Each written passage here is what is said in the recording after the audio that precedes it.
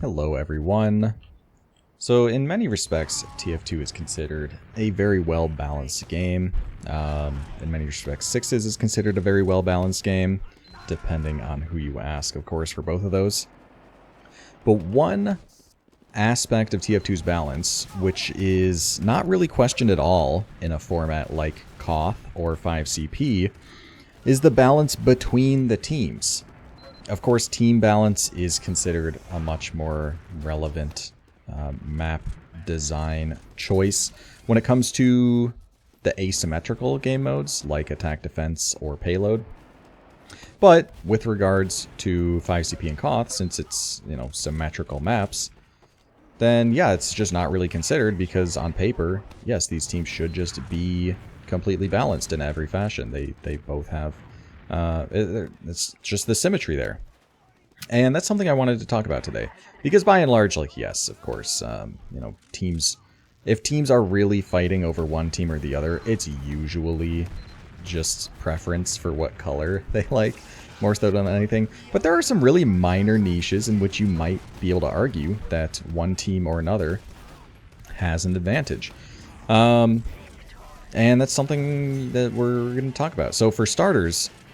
There is one standout map in particular here, which kind of breaks the mold, and that is Product, or Viaduct, depending on what you want to call it. So what's unique about Product is that as opposed to every other map that is played competitively, basically every map is symmetrical about a point, about the midpoint. So as you can see in the example right now, Red's big door is on one side, and then Blue's big door is on the opposite side. And, both chokes open up in opposite directions.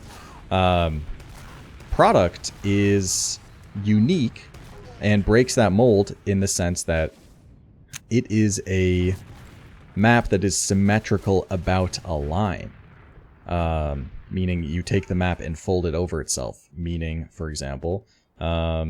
Pride Rock, that cliffside, opens up in the exact same direction rather than opposite directions for the two teams.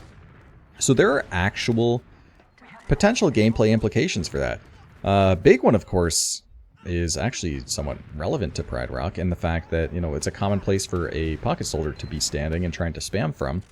And if that pocket soldier just so happens to be running the stock rocket launcher, then what team they're on might offer them an advantage or disadvantage in that spam, because of course stock rockets come out of the right side.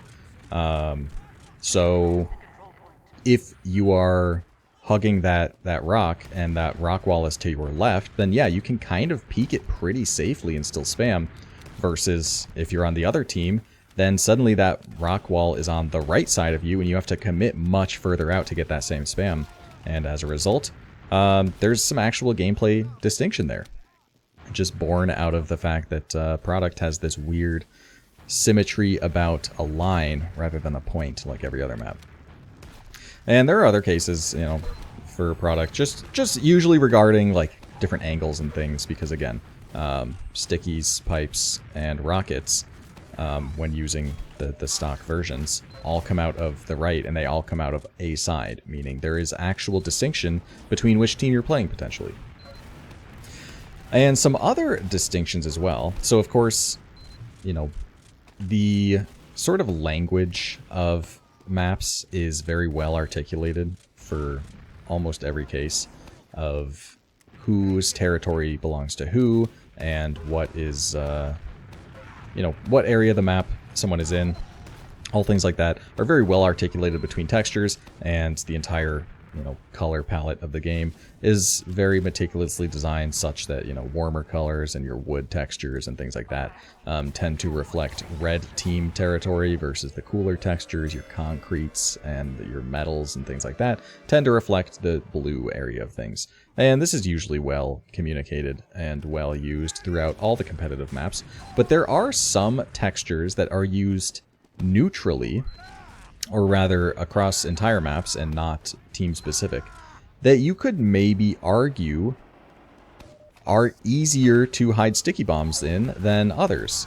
So, there are maps like, for example, Process, where you know, there's a lot of very pale concrete throughout, and you could maybe make the case that stickies are a little harder to see at a glance. Of course, you're not just hiding stickies out in the middle of nowhere that's likely to get seen, but, you know, just at a glance, it could arguably make a difference that, you know, blue team has an advantage there because their stickies are a little, just a tiny bit more disguised throughout the map than red teams would be.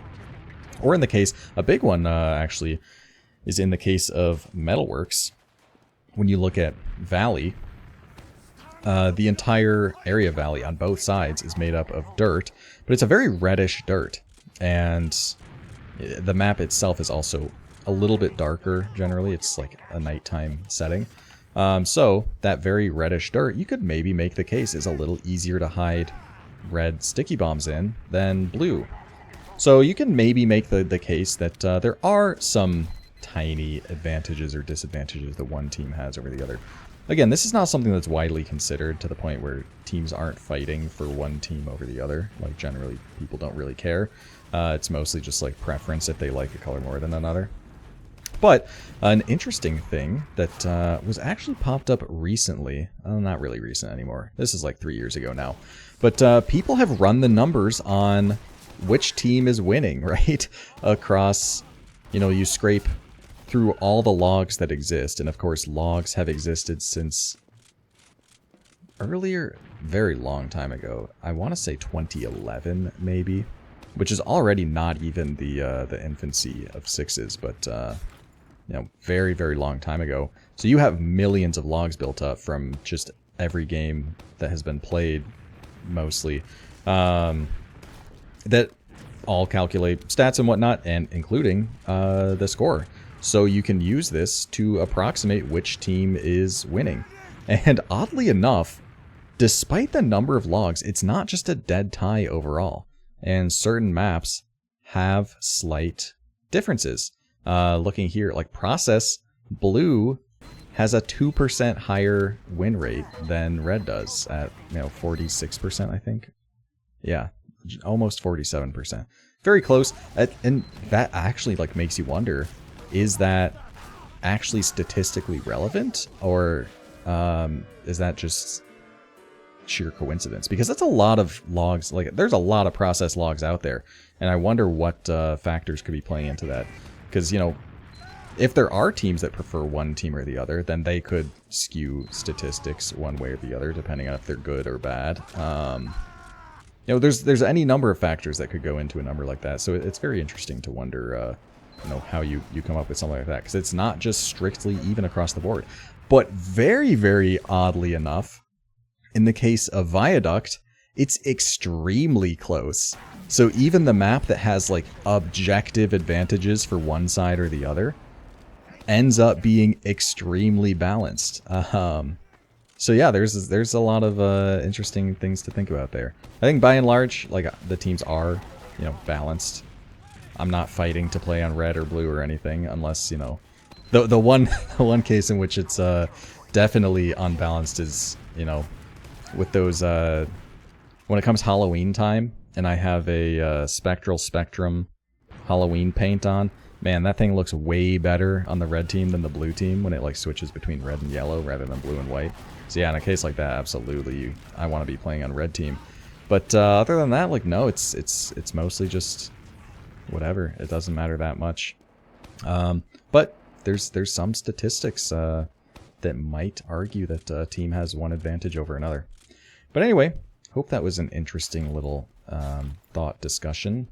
Hope it was maybe thought-provoking as to how one team could theoretically have an exchange or an advantage over another, whether that be the literal geometry of a, you know, poorly symmetrical map, or a just oversight in textures that get used throughout the map that maybe favor one team over another. But anyway, hope you guys enjoyed, and I will see you on the next one.